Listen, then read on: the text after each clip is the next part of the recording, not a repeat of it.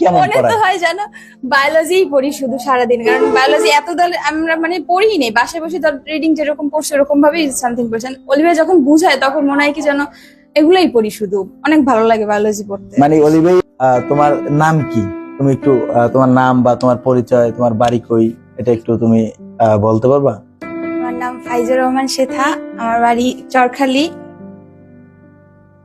তুমি পড়াশোনা করো কোথায় বর্তমানে? কোথায়, কোন কোন স্কুলে পড়াশোনা করো? চরখালি স্কুলে পড়াশোনা করি। সরকারি স্কুলে পড়াশোনা করো। আগে কইছিলা?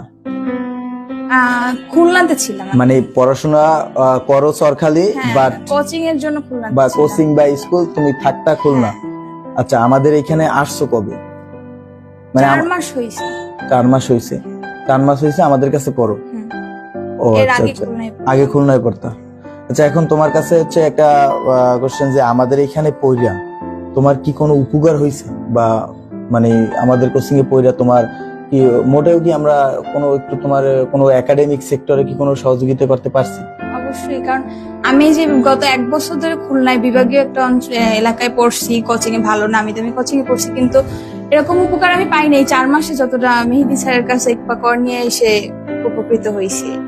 এটা অনেক। আচ্ছা আচ্ছা, মানে দেখা যাচ্ছে আমাদের যে অন্যান্য টিচাররাও তো তোমাদের হ্যাঁ। পড়ায় মনে হয় নাকি? অবশ্যই।